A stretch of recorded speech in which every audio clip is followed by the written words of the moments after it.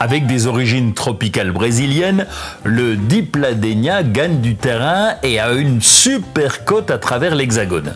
Cette jolie plante grimpante aux fleurs en forme de tube, aux coloris de blanc, rose, rouge, jaune, est aussi appelée Mandevilla. L'été, l'extérieur lui va parfaitement, mais elle rejoint ses quartiers d'hiver avant les premières gelées automnales.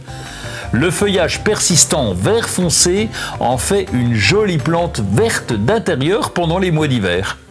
Notre plante tropicale a besoin de lumière mais sans soleil direct et en évitant les heures de soleil brûlant. Une température de 20 degrés toute l'année lui est favorable. Elle ne supporte pas les températures en dessous de 10 degrés. Qui dit tropicale dit hygrométrie. Évitez de la placer près d'une source de chaleur.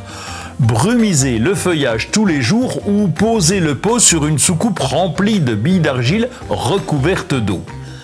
La plante s'installe dans un terreau plante fleurie, avec un rempotage tous les 3 ans au printemps.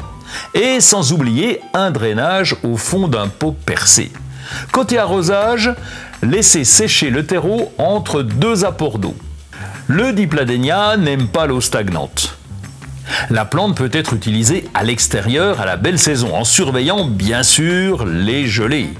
Sa jolie floraison se développe de mars à novembre et demande un apport d'engrais plante fleurie à cette période. Le Dipladenia peut être irritant au toucher, munissez-vous de gants lors du rempotage et du palissage de ses tiges volubiles. Si jamais les feuilles de votre Mandevilla jaunissent, il peut s'agir de différents problèmes. A-t-il subi un courant d'air froid ? A-t-il manqué d'eau ou au contraire a-t-il eu trop d'eau? En tout cas, pour l'aider à passer ce cap compliqué, apportez un engrais pour l'aider à se retaper et régler le problème. Il peut être sujet aux cochenilles.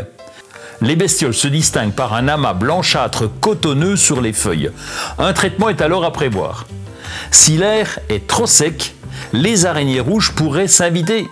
2 petits points jaunes, blancs et de minuscules toiles attestent de leur présence.